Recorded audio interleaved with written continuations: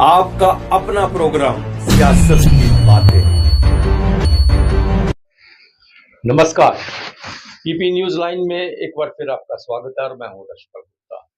मेरे साथ हैं वरिष्ठ पत्रकार सुधीर कुमार जी। सुधीर जी, बहुत बहुत स्वागत है आपका। शुक्रिया सर। सुधीर जी, सभी की किस्मत ईवीएम में बंद हो चुकी है जम्मू कश्मीर में और कल नतीजे सामने आ जाएंगे। सुबह बिल्कुल 7 बजे काउंटिंग शुरू हो जाएगी और 10-11 बजे तक ट्रेंड पता चल जाएगा क्या पोजीशन है, कौन सी पार्टी सरकार बनाने जा रही है और कौन सी पार्टी सोच विचारों में डूब गई है। डूब गई है। जी जी। एक बहुत बड़ा सवाल है क्योंकि कल का दिन एक बहुत महत्वपूर्ण है।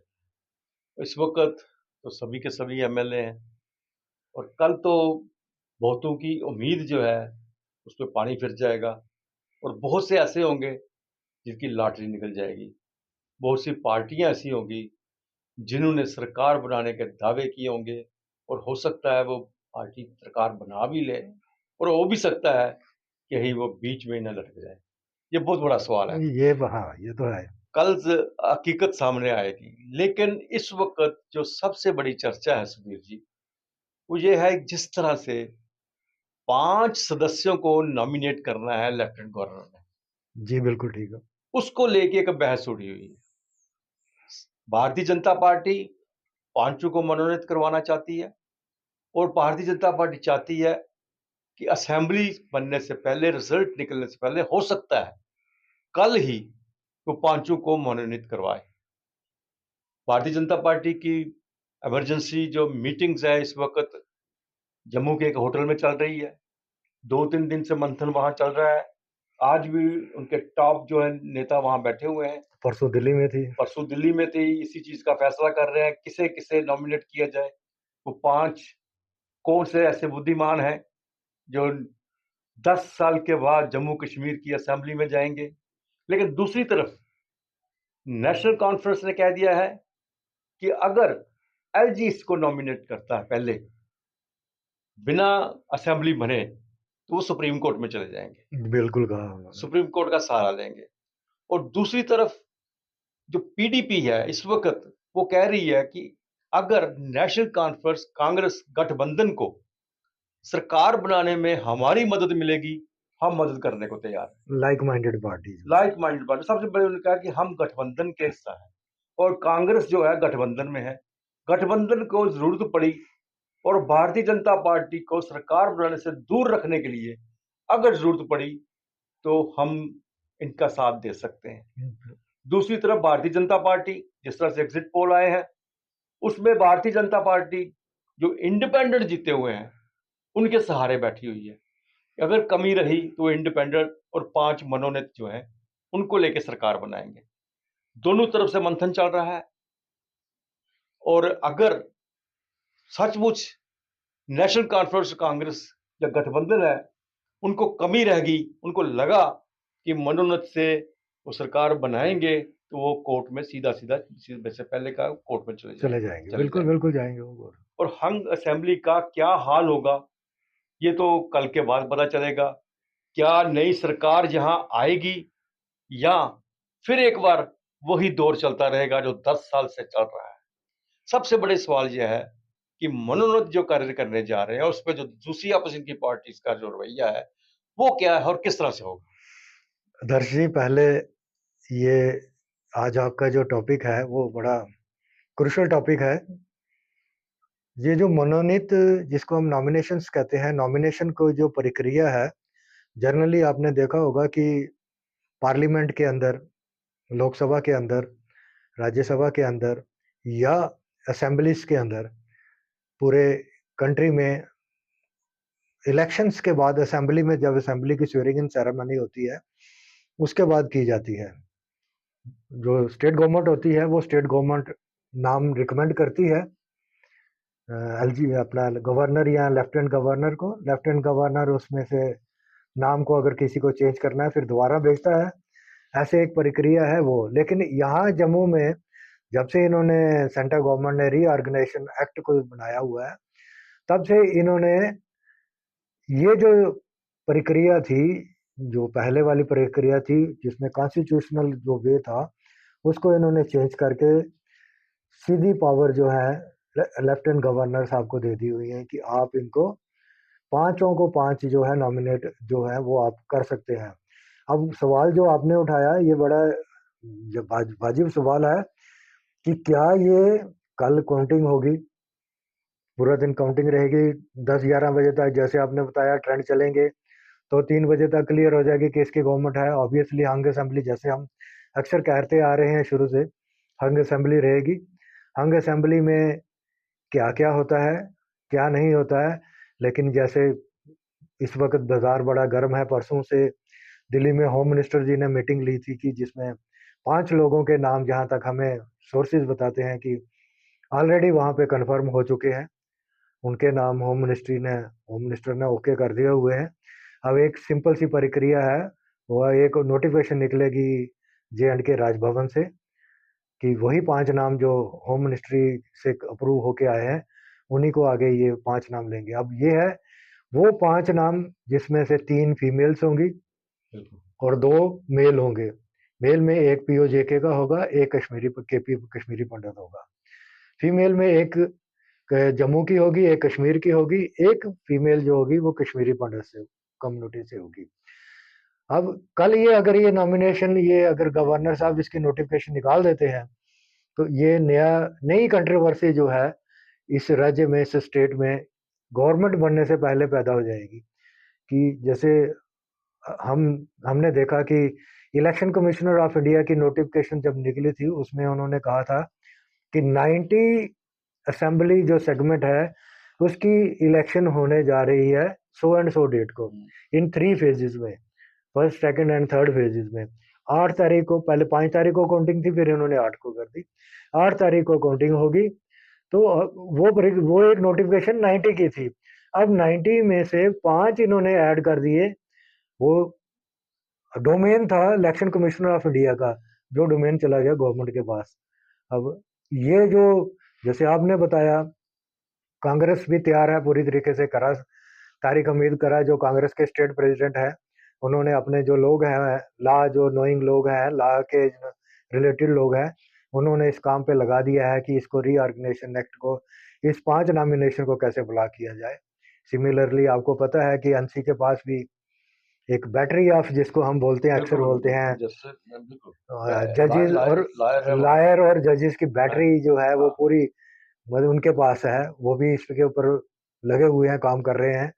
तो इसी में ऐसे ही कांग्रेस के अंदर भी हैं, वो भी कर रहे हैं। तीनों पार्टियां अपने अपने तरीके से। लेकिन सुधीर जी, सबसे बड़ी बात समझने वाली है, मैं आपसे जानना चाहूंगा कि बहुत इलेक्शंस आपने कवर किए हैं, बहुत देर से आप इलेक्शंस को देखते हो, असेंबली में नॉमिनेट करना है, जी बिल्कुल। जब असेंबली है ही नहीं, कॉन्स्टिट्यूट ही नहीं हुई, तो नॉमिनेशन किस बात की? वो तो कॉन्स्टिट्यूट होने के बाद on the recommendation of the chief minister उन्हीं को नॉमिनेट करते थे। ठीक है, एक्ट में चेंज आया कि नॉमिनेट कर सकता है वो, लेकिन कम से कम एटलीस्ट असेंबली तो बने, तो ले ले वो एमएलए, फिर जाके वो नॉमिनेशन होगी या उन्हीं के साथ होगी। पहले किस तरह से हो सकती है? आदर्शी, इसमें एक बड़ा इंटरेस्टिंग फेज है जो जो हम लोग इसको मिस कर रहे हैं। हमारे काफी लोग, आप लोग बहुत बड़े पुराने पुराने जर्नलिस्ट, वो आप, हम लोग सभी लोग उसमें मिस कर रहे हैं। वो जो है कि ये एक इन्होंने रीऑर्गेनाइजेशन एक्ट जो बनाया था उसको इन्होंने कोई दर्जन बार अमेंडमेंट किया।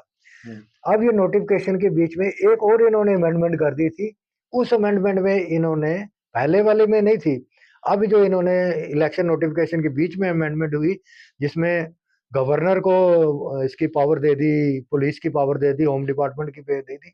उसके बाद एक और ऑर्डर निकला जिस ऑर्डर में ये अमेंडमेंट कर दी कि गवर्नर को पावर दे दी इन्होंने कि आप लोग कभी भी रीऑर्गेनाइजेशन एक्ट के अंडर ये जो 5 जो है लोगों को नॉमिनेट कर सकते हो, मनोनीत कर सकते हो असेंबली के अंदर, चाहे असेंबली है या नहीं, चाहे है या नहीं है। और मोस्ट प्रोबेबली जो, जैसा जो सुनने में आ रहा है, कल शाम तक 5-6 बजे तक उन लोगों के, क्योंकि नाम ऑलरेडी फाइनल हो चुके हैं, उन 5 महारथियों के नाम कल बाहर आ जाएंगे और 5 के 5 वो बीजेपी से ही होंगे और ना ही किसी और पार्टी से होंगे। तो सुधीर जी, ऐसा नहीं लग रहा कि अगर नेशनल कॉन्फ्रेंस, कांग्रेस या पीडीपी या लाइक माइंडेड जितने कश्मीर की पार्टी उनके साथ हैं, उनको मिला के अगर उनके पास स्ट्रेंथ आ जाती है कि वो 5 नॉमिनेशंस के बिना भी अपनी सरकार बना लें, तो शायद वो इतना वहां पे हुआ नहीं मचेगा। लेकिन अगर उसमें लगा कि 5 उन पे भारी पड़ रहे हैं, तो वो कोर्ट में जाते हैं, तो क्या हाई कोर्ट उनकी बात सुनने को तैयार होगा इस बात को? नहीं, कोर्ट को तो देखो, ये जो आर्टिकल हमारा 370 वाला एब्रिग्रेशन वाला आर्टिकल था, जिसके अंदर ये जो इलेक्शंस हो रही हैं हमारी स्टेट की, जम्मू कश्मीर में इलेक्शंस हो रही हैं, जिसमें उन्होंने ये भी, सरकार ने, गवर्नमेंट ऑफ इंडिया ने ये लिख के दिया हुआ है कि हम इलेक्शन करवा रहे हैं और फॉलोड बाई जो है हम इनको स्टेटहुड रिस्टोर कर रहे हैं। ये वहां पे इन्होंने ऑलरेडी एक एफिडेविट दिया हुआ है, कोर्ट के अंदर लिख के दिया हुआ है, सुप्रीम कोर्ट के अंदर।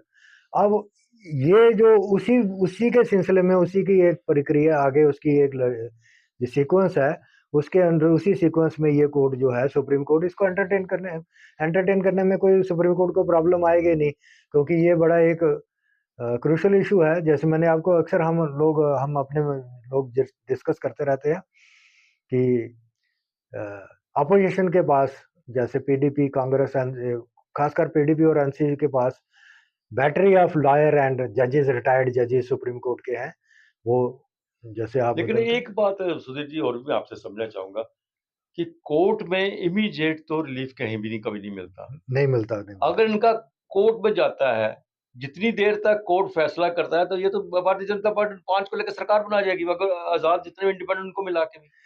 एक इसमें एक और चीज है सर, ये धर जी, अगर ये कोर्ट में चले गए, कोर्ट में इनका केस लिस्ट हो गया, तो स्पीकर जो होगा वो ऑब्वियसली रूलिंग पार्टी से होगा। स्पीकर जो है, उसके जो स्वेरिंग इन सेरेमनी है, उनकी भी तो स्वेरिंग इन सेरेमनी होनी है। स्पीकर होगा पहले, वो स्पीकर जो वो होता है, वो बोर्ड के अबव द बोर्ड होता है स्पीकर। स्पीकर कहेगा कि ये सब जुडिशियस है, ये केस को सुप्रीम कोर्ट में है, जब तक वहां डिसाइड नहीं होगा, मैं इन 5 के लिए अपना जो स्वेरिंग इन सेरेमनी का वो मैं नहीं कर सकता। वो स्पीकर का डोमेन चला जाएगा। नहीं, नहीं, एक बड़ी बात यह है कि जो स्पीकर तो पार्टी का ही होगा, और पार्टी वही उसी का स्पीकर होगा जिसकी पार्टी सरकार बनेगी। लेकिन और सेरेमनी में जो भी स्पीकर बनाया जाएगा वहां पे, वो भी स्पीकर जो है इसी पार्टी का होगा, गवर्नमेंट का ही होगा। वो अगर वो उनको वहां पे वो शपथ दिलवा देता है, प्रोटोकॉल जो स्पीकर होता है, अगर वो उनको दिलवा देता है, तो फिर वो तो एमएलए बन गए, नहीं, उनको तो राइट मिल गया। वो आपने बड़ा एक सही क्वेश्चन है, ये बड़ा इंपॉर्टेंट इशू है, ये बड़ा कानूनी पेच है, जबरदस्त जैसे बोलते हैं। अगर वंस उनकी एक बार उनकी स्वेरिंग इन सेरेमनी हो गई, 4-5 दिन के, 6 दिन के लिए, कुछ हफ्ते के बाद सुप्रीम कोर्ट बोलता है नहीं भाई, इसकी नल एंड वाइड कर देता है, कुछ भी कर देता है सुप्रीम कोर्ट का, ठीक है ये ठीक है, जो नॉमिनेशन हुई है as per the reorganisation act हुई है या नहीं हुई है। अगर नहीं हुई है, अगर वो 4 दिन के लिए, 5 दिन के लिए रहे या 4 घंटे के लिए, अदर्श जी, वो तो फिर पेंशन के हकदार बन गए 5 साल के लिए, पूरी जिंदगी के लिए। बिल्कुल।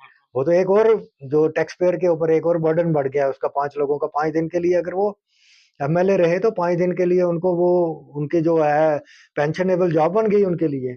ये बड़ा चीज, ये बड़ी जो कानूनी दाव पेच है, ये बड़े जबरदस्त तरीके से, बड़ी मतलब इसको चिंतन मंथन सभी लोग कर रहे हैं कि ये कैसे, क्या हो रहा है, ये कैसे होगा। ये बड़ी मतलब इसमें एक क्राइसिस आ जाएगा कानूनी, जो जिसको बोलते हैं ना कॉन्स्टिट्यूशन क्राइसिस, अगर स्पीकर ये कर देगा। क्योंकि आज से आपको पता है, सबको पता है, हम लोगों को पता है कि जो सीनियर मोस्ट एमएलए होता है, बिल्कुल, वो प्रो टाइम स्पीकर रहेगा। और जैसे हमने अक्सर देखा है कि जो जिसकी सरकार होती है वही उन्हीं का स्पीकर होता है, तो डोमेन चला जाएगा स्पीकर के पास, स्पीकर उसको होल्ड भी करवा सकता है, स्पीकर उसको कंटिन्यू भी करवा सकता है। तो आने वाले दिनों में एक बहुत बड़ी कानूनी लड़ाई जो है जम्मू कश्मीर में आपको देखने को मिलेगी। अगर किसी पार्टी के पास बहुमत आ जाता है, इतना बहुमत आ जाता है कि 5 विधायकों की उनकी जरूरत नहीं है, बिना 5 विधायक के वो अपनी सरकार बना सकते हैं, तो शायद इतना दाव पेच ना खेले जाए। शायद वो उसके बाद इसके ऊपर वो सब कुछ जो भी पॉलिटिकली या कानूनन तौर पे होगा वो करेंगे।